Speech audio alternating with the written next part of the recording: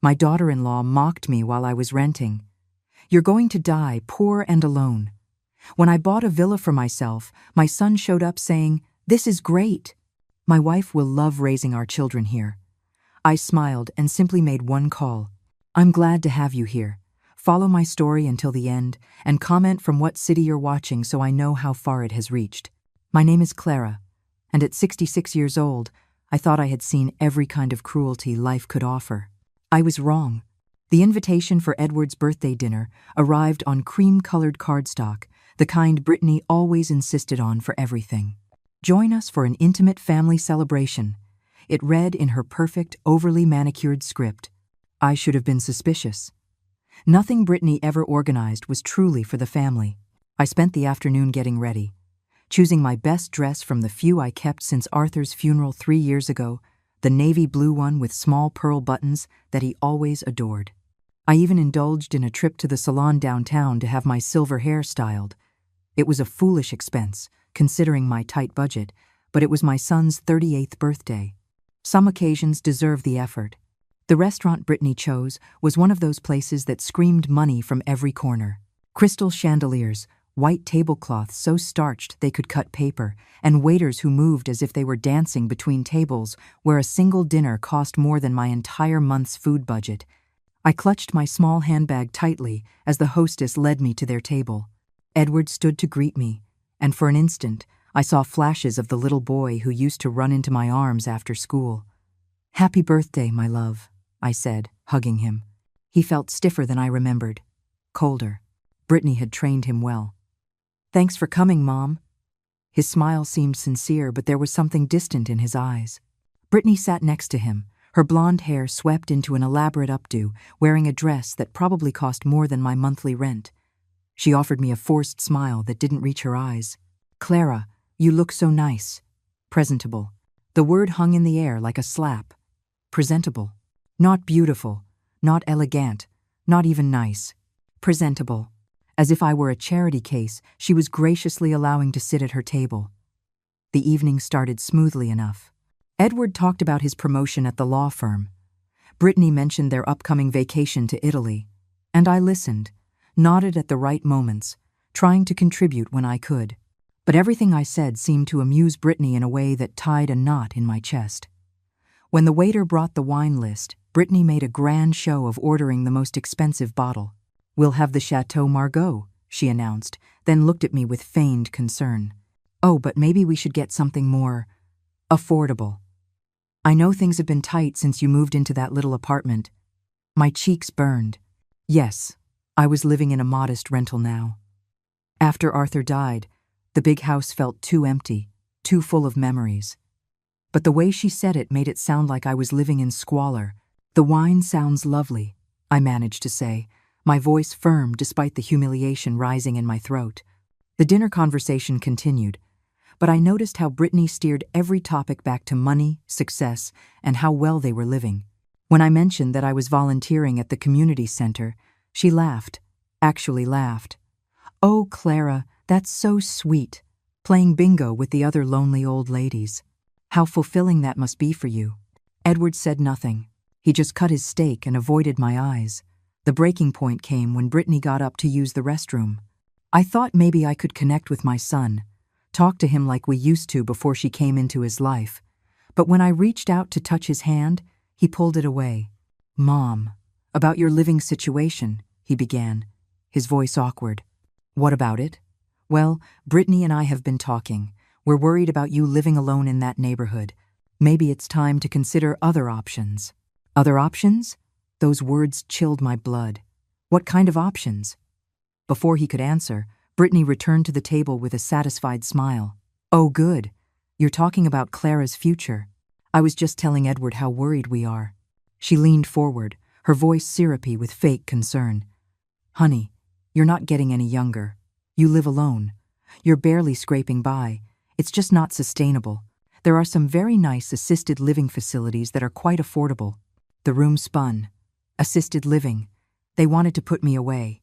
"I am perfectly capable of taking care of myself," I said, my voice barely a whisper. Brittany's laugh was sharp, cutting. "Oh, sweetie, of course you think that. But we have to be realistic. You live in a tiny rental. You probably eat canned soup for dinner. You volunteered just to have somewhere to go during the day. It's frankly quite sad. She picked up her wineglass, taking a slow sip before delivering the final blow. Let's be honest. You're going to die poor and alone anyway. Wouldn't it be better to have a little dignity in your final years? Her words hit me like fists.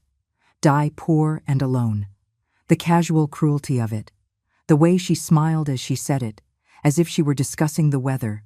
I looked at Edward, waiting for him to defend me, to tell his wife she had gone too far. He said nothing. He just stared at his plate, his jaw tight, but his mouth remained closed. Brittany kept talking, as if she was enjoying my silence.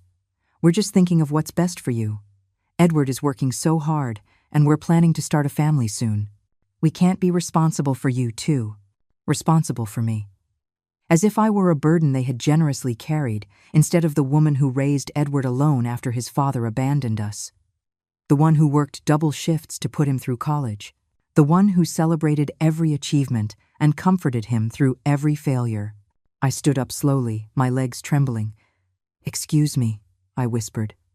I grabbed my purse. "Where are you going?" Brittany called after me. But I didn't answer. I walked through that elegant restaurant on unsteady feet, past tables of families who actually seemed to like each other, past couples holding hands in the candlelight. The hostess smiled at me as I passed. She probably thought I was going to the restroom, but I walked straight out into the cool night air and kept walking until I reached my car. My hands were shaking as I fumbled for my keys. Behind me, I heard the restaurant door open, footsteps on the pavement. "Mom, wait!" Edward's voice called out. I turned, a flicker of hope in my chest.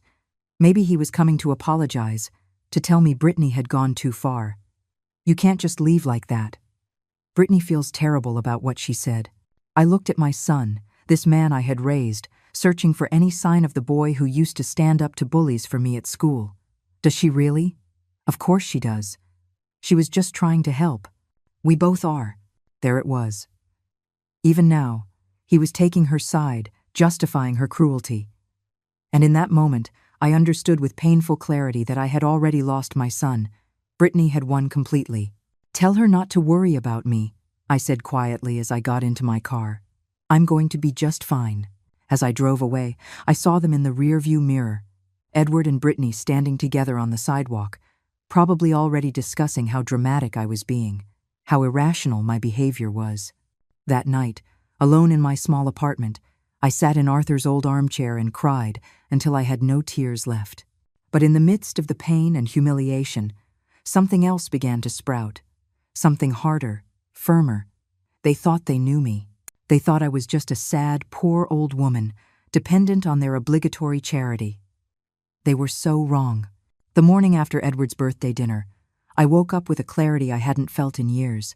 The tears were gone, replaced by something far more dangerous: resolve. I made my coffee the way Arthur used to, strong and black, and sat at my small kitchen table with a pile of papers I hadn't touched in months. Bank statements, investment portfolios, property deeds documents that told a very different story from the one Brittany thought she knew. Most people would be surprised to learn that the old woman living in a small rental, just scraping by, was worth over $1.8 million. Arthur was a genius with money, you see, not just from the steady income from his engineering job, but from smart investments that grew quietly over the 30 years we were married. Apple stock bought in the 80s. Real estate in neighborhoods everyone said would never amount to anything. A diversified portfolio that weathered every market crash and came out stronger. When he died, he left it all to me. "Take care of yourself, Clara," his letter had said. "You deserve so much more than you've been led to believe." But I had made a conscious choice to live simply. After Edward married Brittany, I watched her turn my sweet, thoughtful son into someone I barely recognized. Someone who valued appearances over substance. What people could give him more than who they were. So, I decided to test them. I moved to a smaller place. I drove an old car. I dressed modestly. I wanted to see what kind of people they were when they thought I had nothing to offer. I hoped I was wrong. I prayed that Edward would invite me over, just to spend time together, that Brittany would show one sincere gesture of kindness, that they would love me for who I was, not what I could give them. Last night, they answered that question with brutal clarity. I spread the papers on my table like a general planning a strategy. The largest investment account showed a balance that would make Brittany's designer dress budget look laughable. There were certificates of deposit, bonds, and 3 rental properties managed by a management company. Edward never knew about that income because I never had to touch it. My cell phone rang, interrupting my thoughts. Edward's name flashed on the screen. I let it go to voicemail. Then it rang again, and again, and again. Finally, I answered. "Hello, Edward. Mom, thank God. I've been calling all morning. Look, about last night. What about it?" His voice was strained, as if he were forcing himself through something unpleasant. "Brittany feels terrible about what she said. She didn't mean it like that." I almost laughed. "Then how did she mean it?" "She was just worried about your future. We both are. Maybe we didn't say it in the best way, but we love you. We love you." The words sounded hollow coming from him now. "I see. So, you'll forgive her? Maybe come for dinner this weekend? Brittany wants to apologize properly." I pictured Brittany rehearsing her apology in the mirror, polishing just the right tone of feigned remorse. "I'll think about it." After I hung up, I sat in the silence of my apartment and thought about the woman I used to be. Before Arthur died, I was confident, social, involved in community boards and charity work.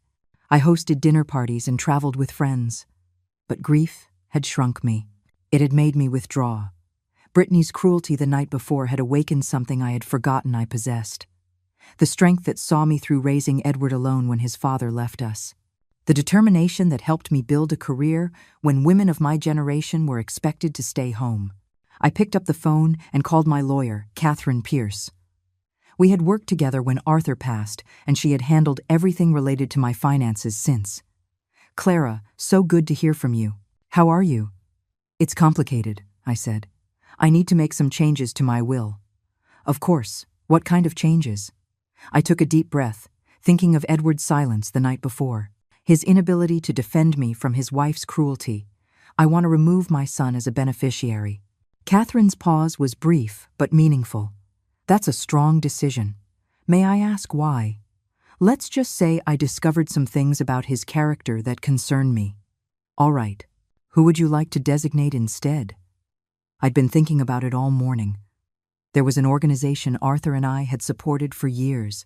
The Silver Circle Foundation, which provided companionship and support for seniors abandoned by their families. People like the woman I was in danger of becoming. "I want everything to go to the Silver Circle Foundation," I said. "Every penny." "That's very generous, Clara. Are you absolutely sure about this?" "It's not irreversible, but it is a major decision." I thought of Brittany's laugh, of how she dismissed my life as if it were worthless. "I'm sure. I'll draft the documents." "When would you like to come in and sign?" "Today, if possible." After I hung up, I went to my bedroom and opened the closet I'd been ignoring for months. Behind my everyday clothes hung the wardrobe of the woman I used to be.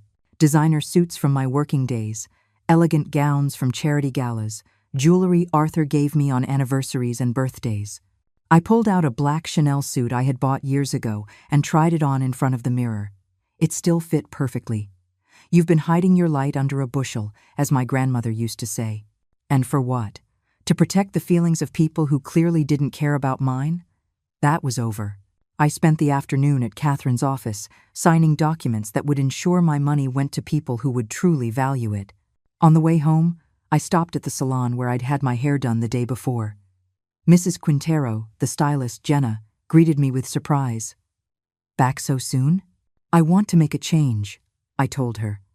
"Something more. Me." 2 hours later, I walked out of the salon with my silver hair cut into a stylish bob that took years off my face. I felt lighter, more like the woman I had been before grief and loneliness convinced me to make myself small. That night, I sat in my living room with a glass of wine. Not the cheap bottle I'd been buying, but one from the collection Arthur and I had started together. I raised my glass to his memory. "You were right, my dear," I said to his photograph on the mantel. "I do deserve better." My phone buzzed with a text from Edward. "Mom, Brittany really wants to make things right. Can you come for dinner on Sunday? She's cooking your favorite pot roast. I stared at the message for a long time before replying. I'll be there. But I wouldn't be going as the grateful, diminished woman they expected. I would be going as me, the real Clara, the one with resources, options, and absolutely nothing to lose. They wanted to play with my life? Fine. But they were about to find out they had picked the wrong opponent. As I got ready for bed that night, I caught my reflection in the bathroom mirror. The woman looking back was someone I hadn't seen in years. Confident, determined, ready for whatever came next. Tomorrow, I would start looking for a house, one that matched the woman I truly am, not the facade I had maintained for people who never deserved it. Brittany thought I was going to die poor and alone. She had no idea about the power of a woman who has finally stopped caring what other people think. The house hunt began that Monday morning. I had spent the weekend browsing properties online, but nothing prepared me for the reality of what my money could buy. Mrs. Quintero, my real estate agent, Linda Harris, said as we pulled up to the third property of the day, "I think you're going to love this one." She wasn't wrong. The colonial-style mansion sat on 2 acres of land, with century-old oak trees and meticulously manicured gardens. 6 bedrooms, 4 bathrooms, a library with floor-to-ceiling built-in shelves, and a magazine-worthy kitchen.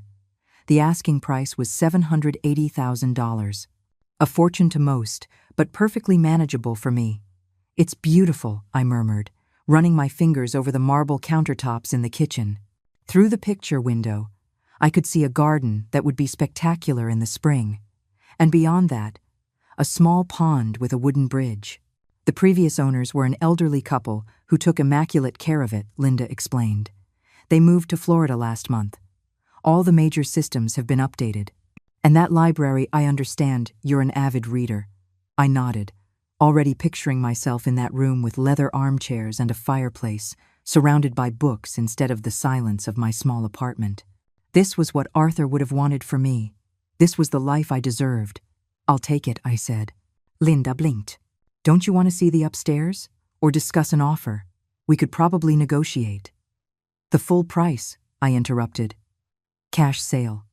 How quickly can we close?" Her surprise was almost comical. "Well, with a cash offer, probably within 2 weeks. Are you sure?" "Completely." By Wednesday, the paperwork was in motion. On Friday, I signed the final documents and was handed the keys to my new home. I had never felt so powerful in my life. The moving process was simple. I hired professionals to handle everything while I supervised from my new library, already furnished with a few pieces I'd ordered online. I kept only what truly mattered: the photographs of Arthur, my books, and a few pieces of furniture with sentimental value. Everything else was donated or sold. I waited until I was completely settled before I called Edward. It had been 3 weeks since his birthday dinner, and I hadn't spoken to him since I'd agreed to that Sunday dinner, an invitation I never intended to keep. "Mom, where have you been? We expected you for dinner, and then you just disappeared." Brittany was so worried. I settled into my new leather armchair, looking out at the garden where workers were planting spring bulbs. "I've been busy. Moving. "What do you mean moving? To where?" "I bought a house, Edward. A proper house." The silence on the other end was so long I thought the call had dropped. Finally he spoke, his voice strained and confused. "You bought a house? How? I mean, what kind of house?" "A beautiful colonial on Willow Creek Lane. 6 bedrooms. Lovely gardens. I'm very happy with it." "Willow Creek Lane?" His voice cracked slightly. "Mom, houses there cost more than I thought you. More than you thought I could afford, I suppose." Another long pause. "I don't understand. Where did you get the money?" I could have explained then. I could have told him about the investments, about Arthur's careful planning, about the life insurance and rental properties. Instead, I simply said, "Your father was a very wise man with money. But you said, you were struggling. The small apartment, the tight budget. I chose to live simply, Edward. There's a difference." I could hear muffled voices in the background, Brittany asking what was going on. Then Edward's voice became more formal, more distant. "Well, that's That's great, Mom. Really. We should come see it. You should. This weekend, Saturday afternoon. Okay. After I hung up, I walked through my beautiful new house, imagining the conversation that was undoubtedly happening between Edward and Brittany. I knew their relationship well enough to predict exactly how it would unfold.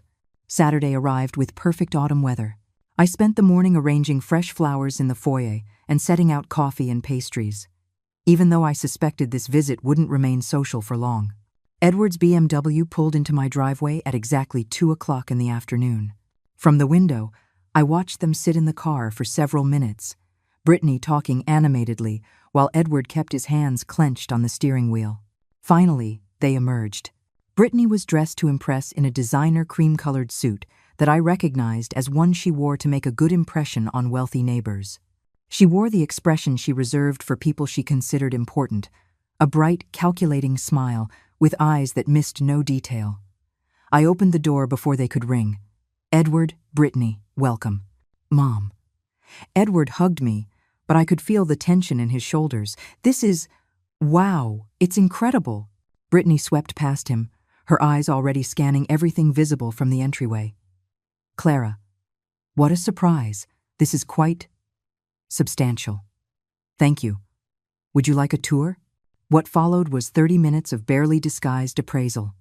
Brittany admired each room with the trained eye of someone evaluating property, not visiting family. She took note of the square footage, the quality of the finishes, the view from each window. Edward followed silently, his expression growing more troubled with each room we passed. When we reached the master suite, a sprawling room with a sitting area and French doors leading to a private balcony, Brittany finally dropped the facade. This is enormous, she said, stroking the silk curtains. Really, far too big for one person. I like the space, I replied calmly. Oh, of course. But realistically, she turned to me with that sharp smile. I mean, at your age, is it really safe to be rattling around in a house this size? All these stairs? The upkeep? The loneliness? Edward shifted uncomfortably. Brittany, I'm just being practical, honey. Your mother is almost 70. What if she falls? What if something happens? Who would even know? I led them back to the living room, where I had coffee and pastries set out on the antique table I inherited from my grandmother. As we sat, Brittany continued her attack, disguised as concern. The property taxes alone must be staggering, she commented, selecting a scone. And the heating costs, the insurance, the landscaping. It seems like a tremendous burden for someone on a fixed income. I manage just fine, I said, pouring coffee from the silver service that was a wedding gift from Arthur's parents. Brittany exchanged a look with Edward before continuing. Well, that's wonderful, of course. But we've been thinking, haven't we, darling? About our future. We want to start a family. And with Edward's new position at the firm, our current place is getting a bit small. I took a sip of coffee and waited. What Brittany means, Edward interjected, his voice carefully casual, is that this house would be perfect for a growing family. All these spare bedrooms, the big yard for kids to play in. It would be ideal, Brittany agreed, her eyes shining with excitement. And you would have company. You wouldn't be alone anymore. We could take care of you, help with the upkeep and the expenses. The audacity of it took my breath away. They were actually suggesting that I had bought this house for them.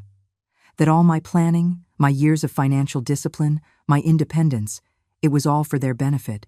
Plus, Brittany added, growing more animated, it would be so much better for the children. This neighborhood, these schools, it's exactly what we want for our family. Edward leaned forward, and for a moment, I saw a flash of the boy I had raised. What do you think, Mom? Wouldn't it be nice to have the family all close? To hear the sound of children's laughter in these rooms? They sat there, both of them, waiting for my answer, so sure that of course I would see the wisdom in their suggestion, that I would be grateful for their generous offer to rescue me from the burden of my beautiful home. I set down my coffee cup very carefully and looked at them, one by one. It's an interesting proposal, I said at last. Brittany's smile widened. I knew you'd understand. It just makes sense. We can work out all the details. Maybe you could keep the master suite, and we'd use the other rooms. The kids would love having Grandma right here. Brittany's already been sketching out ideas for a nursery. Edward added. That sunny room on the second floor would be perfect. I nodded, thoughtfully. You've certainly given this a lot of thought. We just want what's best for everyone, Brittany said, her voice dripping with fake sweetness. It's what families do. We take care of each other. Family, that word they had used for years to manipulate me, to make me accept less, expect less, settle for crumbs of affection while I gave everything in return. Then I smiled, a real smile. The first genuine one I had shown in their presence in years. You're absolutely right, Brittany. Families should take care of each other. I stood up, smoothed my skirt, and walked toward the window overlooking the garden. Behind me, I could hear them whispering excitedly, already making plans for their new home. I just need to make a phone call, I said, turning back to them. Will you excuse me for a moment? As I walked toward my study, I heard Brittany's elated whisper to Edward. I told you she'd come around. This is going to be perfect. Perfect? Yes, I thought as I picked up the phone. It was going to be exactly that. I closed the study door behind me and leaned against it for a moment, listening to the muffled sounds of excitement from the living room. Brittany's voice carried clearly through the walls as she described her vision for our new home to Edward. Our home. As if she had already moved in, already claimed it as her own. My hands were surprisingly steady as I dialed Catherine's number. Catherine Pierce's office. Nayeli speaking. This is Clara Quintero. I need to speak with Catherine immediately. It's urgent. One moment, please, Mrs. Quintero. The hold music stretched on for what felt like an eternity, punctuated by bursts of laughter from the other room. I could picture Brittany, walking through my things with new eyes, no longer seeing them as mine, but as hers. The crystal vases that were wedding gifts, the paintings Arthur and I collected on our travels, the antique furniture passed down through generations, all of it being mentally redistributed to her taste. Clara? Catherine's voice sounded concerned. Nayeli said it was urgent. Is everything all right? I need to make immediate changes to my will. Today, if possible. What kind of changes? We just updated everything 3 weeks ago. I walked to the window, looking out at the garden where I had planned to spend quiet mornings with my coffee and my books. In the reflection, I saw my own face serene, resolute, finally free of the desperate hope that had kept me clinging to the illusion of family love. I want to add a specific codicil about my house, a very clear one. All right, what did you have in mind? I want it stated, without a shadow of a doubt, that under no circumstances can my son or his wife ever inherit this property. They will never live here. They will never own it. They will never benefit from it in any way. Catherine's pause was longer this time. Clara, that sounds quite a final. May I ask what prompted this? Through the door, I could hear Edward's voice. The master bedroom gets amazing natural light. You would love the walk-in closet, Brittany. They're here now, I said quietly. In my house. Planning how to redecorate it, where to put the kids' rooms, how to help me with the burden of owning it. Catherine's tone shifted to professional concern. Are you feeling pressured? Because if there's any sign of elder abuse or manipulation— No, I interrupted. Nothing like that. They aren't forcing me to do anything. They are just showing me exactly who they are, and I am finally paying attention. What else would you like to put in writing? I thought of Brittany's excited whispers, of the casual way Edward assumed that everything I had worked for was for his benefit. I want the house to go to the Silver Circle Foundation as well, along with everything else. And I want it stipulated that if they ever contest the will, they forfeit any right to even visit the property while it's under the Foundation's care. That is legally sound, Catherine confirmed. Anything else? Yes. I want you to draft a letter, to be delivered to them after my death. Something that explains exactly why these decisions were made. Do you want to dictate it now? I heard Brittany's voice getting closer to the study door. They were coming to find me, likely wondering what was taking so long. Not over the phone. Can you come here? Today? I can be there in an hour. Does that work? Perfect. Use the back entrance. Through the garden gate. I'll be waiting for you on the terrace. After hanging up, I took a moment to compose myself before rejoining my guests. They were standing in the middle of the living room, Brittany with her phone out, apparently taking pictures. Just getting some measurements, she said with that bright smile, to see where the furniture would go. Hope you don't mind. Not at all. I settled back into my chair, noticing they both remained standing, as if sitting would delay their plans. Would you like to see the rest of the house? The basement is finished. It would make a wonderful playroom. Brittany's eyes lit up. Oh, that sounds perfect. And the attic? Mostly used for storage, but it could be converted. An office, perhaps. For the next hour, I played the part they expected of me. The grateful older woman, overwhelmed by her good fortune and their generous offer to share in it. I nodded as Brittany described her decorating ideas. I smiled as Edward pointed out practical improvements they could make. I even offered to show them the property lines so they could plan their garden. They bought all of it. These two people who swore they knew me, who saw my politeness as weakness, my generosity as an obligation, my love as something they could exploit without consequence. We should probably get going, Edward said at last, checking his watch. We have dinner plans with the Cardinas. Of course. I walked them to the door, accepting Brittany's air kisses and Edward's distracted hug. We'll talk more about the arrangement later, Brittany said, already mentally moved into my home. So many details to iron out. But I'm sure we can make it wonderful for everyone. I'm sure we can, I agreed. After their car disappeared down the driveway, I walked through my house with new eyes. Every room they had laid claim to, every space they had already appropriated in their minds, every assumption they made about my gratitude for their intrusion. Catherine arrived exactly an hour later, her leather briefcase in hand and the look of someone ready for difficult conversations. Show me the house, she said without preamble. I want to understand what we're protecting. I showed her the whole place, explaining not just the property, but the scene that had unfolded hours earlier. Catherine listened without a word, taking notes in her neat, orderly script. They really believe you bought this house for them? She asked as we settled in the sunroom with a pot of tea. Completely, I replied. In their minds, everything I do is for their benefit. My financial struggles were just an inconvenience to be managed. My successes are assets they can claim. Catherine opened her briefcase and took out a legal pad. Let's draft that letter. What do you want them to know? I stared out at my garden, remembering the years I had spent trying to earn their affection, their respect, their most basic acknowledgement as a person. I want them to understand that love isn't a one-way street, I said at last. That family isn't about what you can get from someone, but what you give freely. I want them to know that I saw through their performance, that I always knew exactly what they thought of me, and of this house in particular. I want them to understand that this house, my house, will become a haven for seniors, that it will be a place for those whose own children saw them as burdens instead of blessings. Catherine wrote quickly, her pen scratching firmly across the paper. Anything else?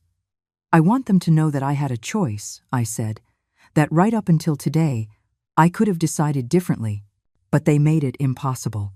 Impossible to love them. And that is not my failure. It is theirs. As Catherine drafted the documents, I felt a weight lift from my shoulders that I hadn't even realized I was carrying. For years, I had blamed myself for the distance between Edward and me. I wondered what I could have done differently, how I could have been a better mother, more deserving of his affection. But today, I saw the truth. It wasn't about what I did or didn't do. It was about who they chose to become.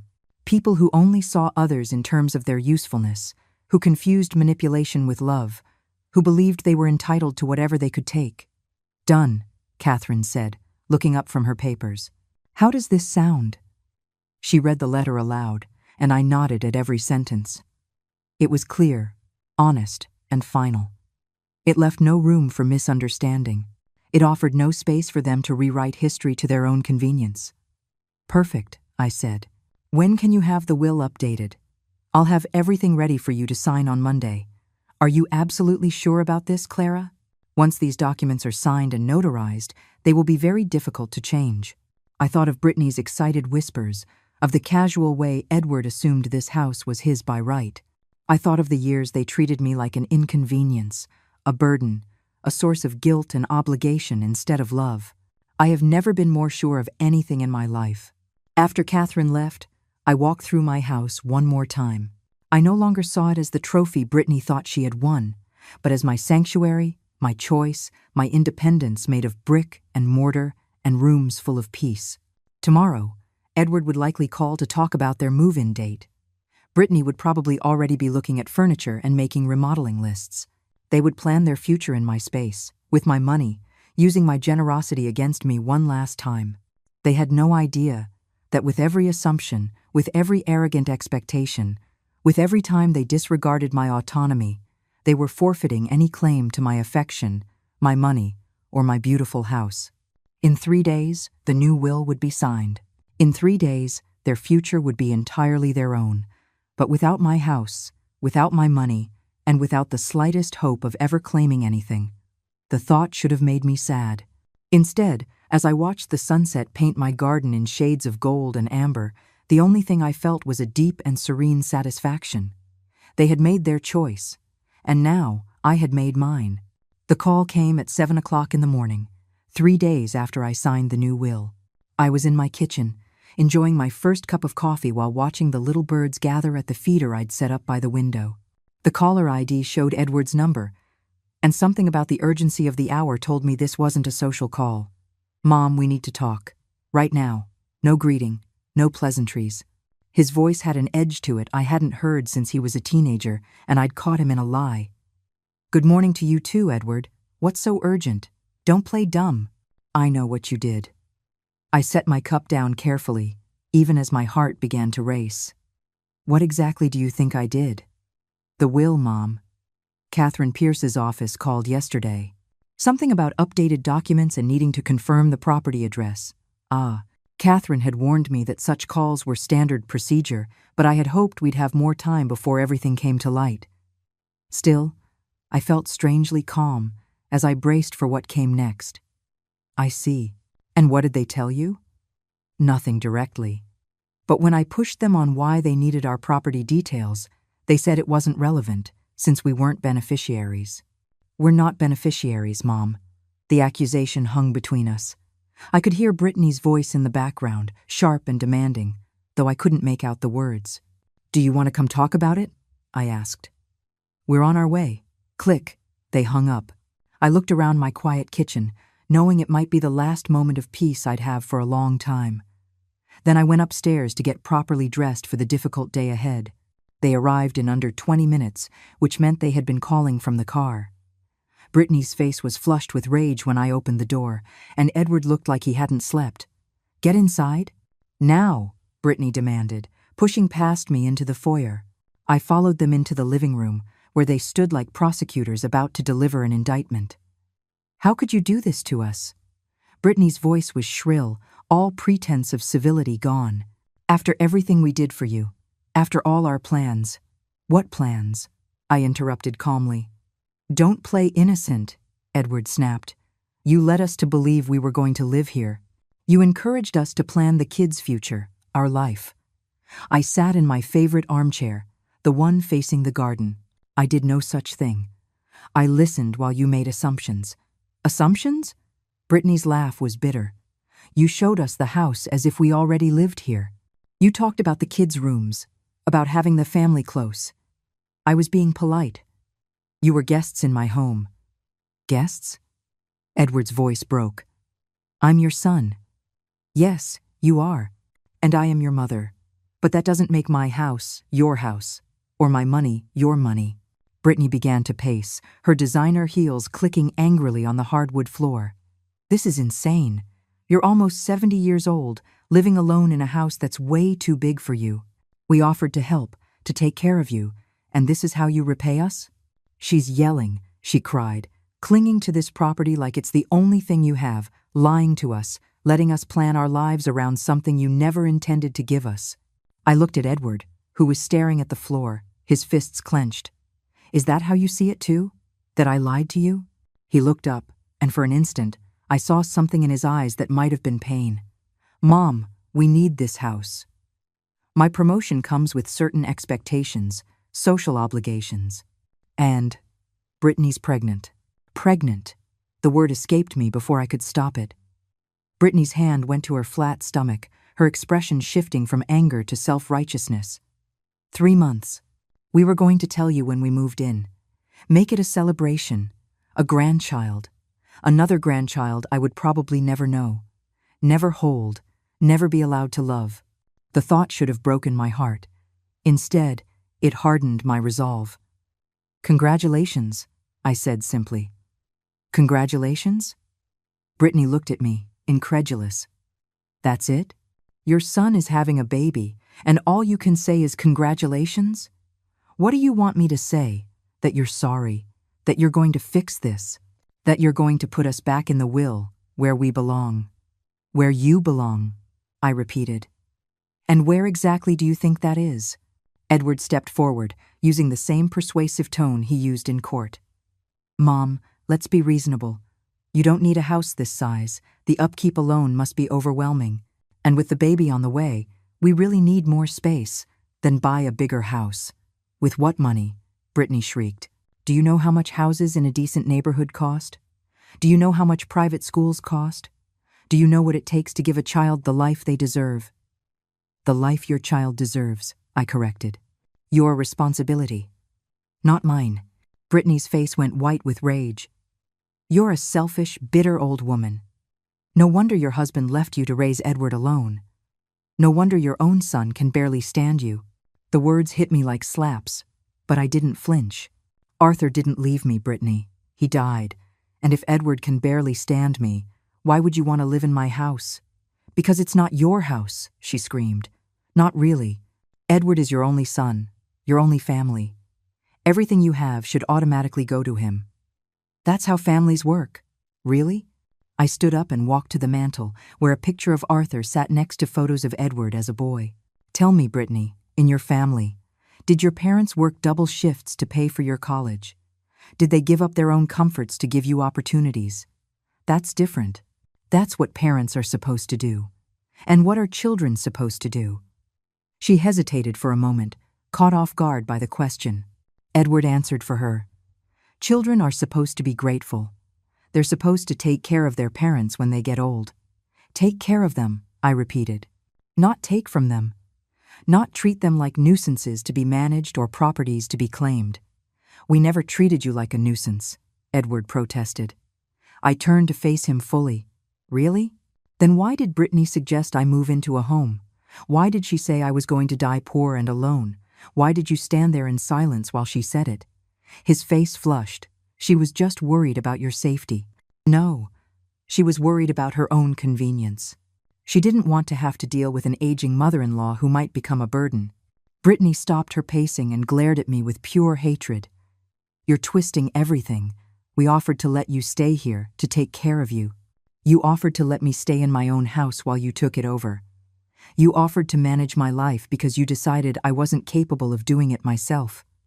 "Because you're not," she burst out. "Look at you, living all alone. No friends, no social life.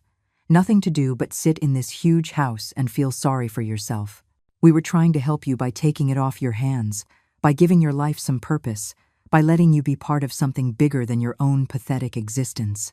The words hung in the air like poison. Edward looked devastated, as if he were finally hearing what his wife really thought of me.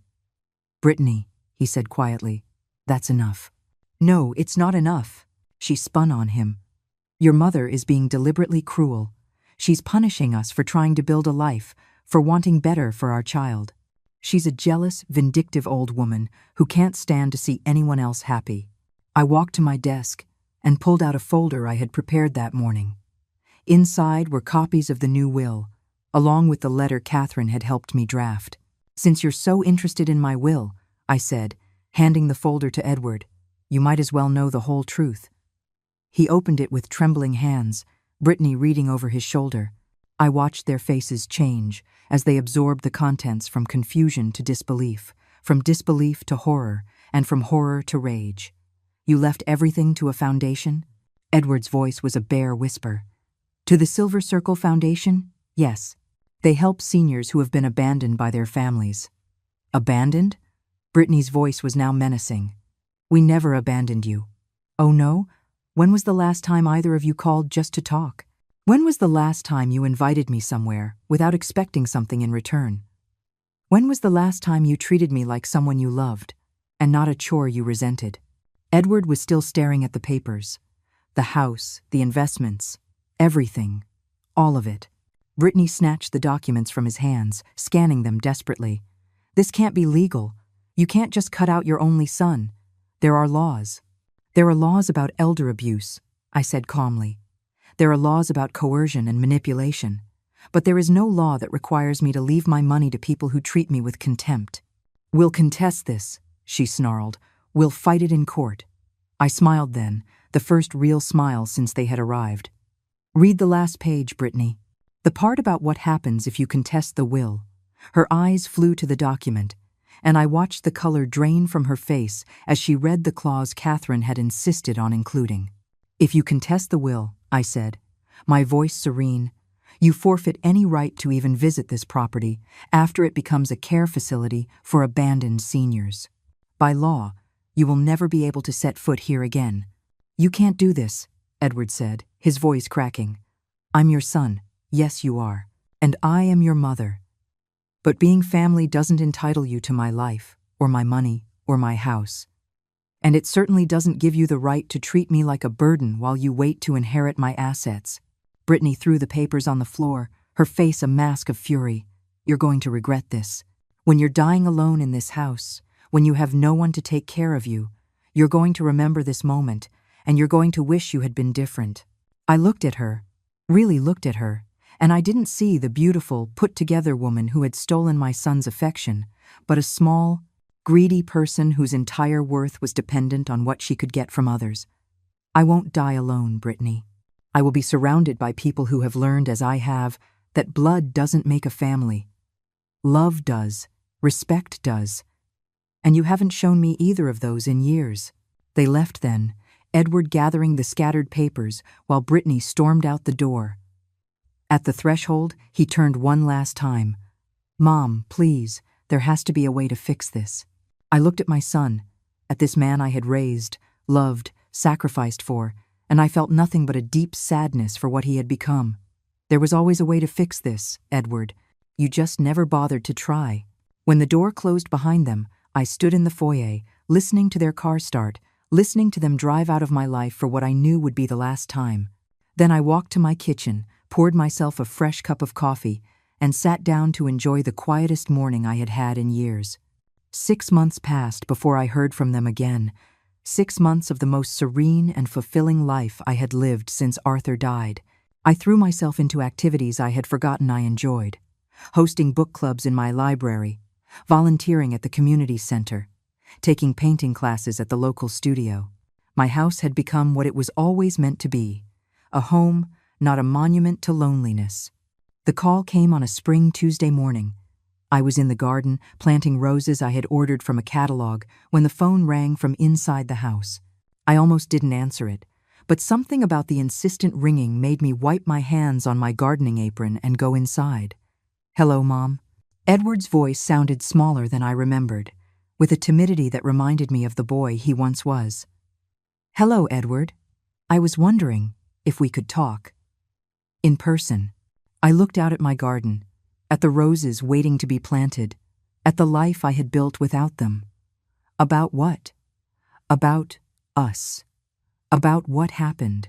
Brittany and I were having some trouble. Of course they were.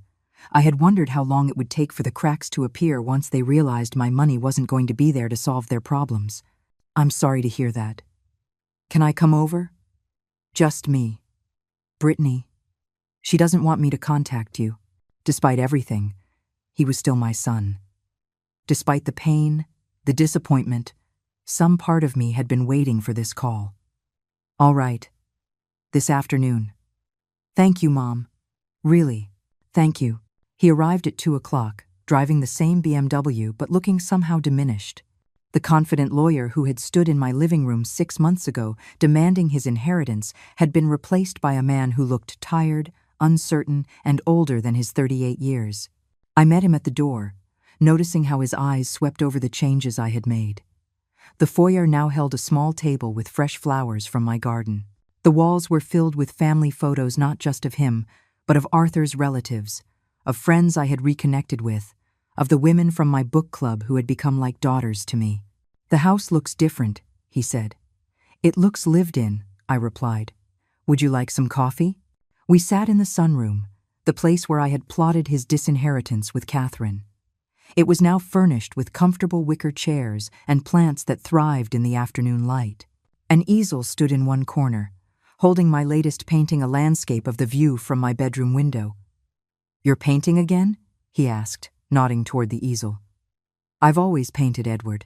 I just stopped when I married your father, and then I never found the time to pick it up again." He nodded, staring into his coffee cup. "I remember you used to paint at the kitchen table when I was a kid. You have a good memory." We sat in silence for several minutes. I waited, knowing he had come for a reason, knowing he needed to get there his own way. "Brittany left me," he said at last. "I'm sorry. Are you?" He looked up at me with something that might have been hope. "Because she said you'd be happy. She said you probably planned this whole thing." I set my coffee cup down carefully on the saucer. "I didn't plan the end of your marriage, Edward. I planned to protect myself from people who only saw me as a source of money." "Is that really how you saw us?" The question was so genuine that, for a moment, I saw the son I had raised, the boy who believed the world was fair, that good intentions were always seen. "How else was I supposed to see you? When was the last time you called me just to find out how I was? When was the last time you visited without asking for something?" He was quiet for so long I thought he wouldn't answer. Then, in a small voice, "I don't remember. Neither do I. But I loved you. I still love you. Do you love me? Or do you love the idea of me, the mother who is always there when you need her, who is expected to sacrifice without question, who should be grateful for whatever scraps of attention you throw her way?" His eyes filled with tears. "That's not... I never thought of it like that." "I know. That's the problem." He leaned forward, his hands clenched so tightly his knuckles were white. "Mom, I know I made mistakes. We both did. But I'm here now. I want to fix things." "What is it, exactly, that you want to fix?" "Our relationship. Us. I miss you. Do you miss me? Or do you miss the security of knowing I was there, ready to bail you out when things got tough?" His face flushed. "That's not fair, isn't it? Your wife leaves you, you're probably in a tight spot financially without the inheritance you were expecting, and suddenly you remember you have a mother. And now you want to rebuild. The money doesn't matter. Stop it." My voice was sharper than I intended. "Don't lie to me, Edward. Not anymore. That's over." He slumped back in his chair, defeated. "Okay, yes, things are tough. The divorce is expensive, and we were counting on. We were expecting. You were expecting to inherit my house, live here rent-free, and use my savings as your personal bank account. When you say it like that, it sounds horrible.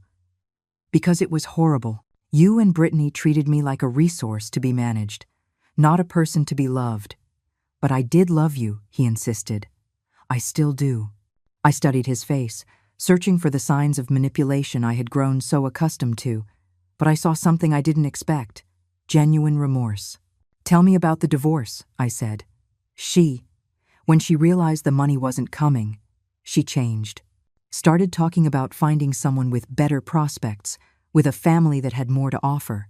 He laughed bitterly. She said I had disappointed her by not being able to control my own mother. "And the baby?" His face contorted. "She terminated the pregnancy. Said she wasn't going to be tied down to a man who couldn't give her the lifestyle she deserved. The cruelty of it took my breath away. Whatever I thought of Brittany, losing a grandchild I would never know was a pain I hadn't expected. I'm sorry, Edward. That's unforgivable. She said it was your fault. That if you had just given us the house, none of this would have happened. Do you believe that? He was quiet for a long time, staring out at my garden where butterflies fluttered among the flowers. I wanted to believe it. It was easier than accepting that I had married someone who only loved me for what I could give her. Just like you only wanted me for what I could give you. The words hung between us like a bridge. Neither of us knew if we wanted to cross. Edward's shoulders began to shake, and I realized he was crying. Really crying. Not the manufactured tears I'd seen before, but the broken sobs of a man who finally understood what he had lost. I'm sorry, Mom. Forgive me. For everything. For not defending you. For not valuing you. For letting her treat you that way. Forgive me for not being the son you deserved. I watched him cry, this man who had hurt me so deeply, and I felt something shift inside me. It wasn't forgiveness. That would take time, if it ever came. But maybe it was the beginning of understanding. "Edward, look at me." He raised his head, his face red and tear-streaked. "I need you to understand something. I didn't change my will to punish you. I changed it to protect myself. I couldn't keep giving pieces of myself to people who saw those pieces as an entitlement instead of a gift. I know. I see that now. Do you really? Or are you just saying what you think I want to hear because you're hoping I'll change my mind about the money?" The question landed like a physical blow.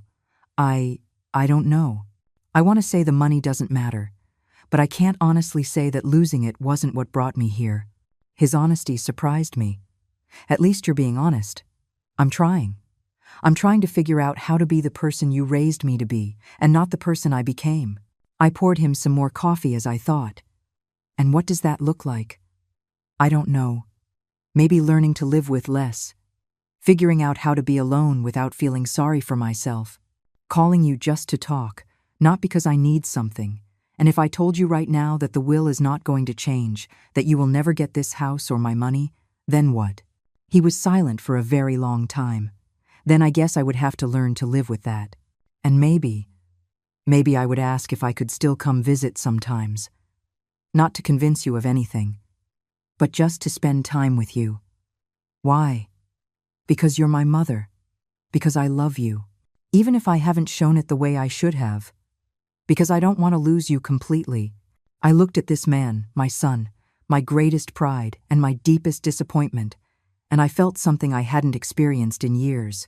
Hope. "The will is not going to change, Edward." His face fell, but he nodded. "I understand. But you can come and visit, if you want to. If you can accept that this relationship has to be different from what it was before.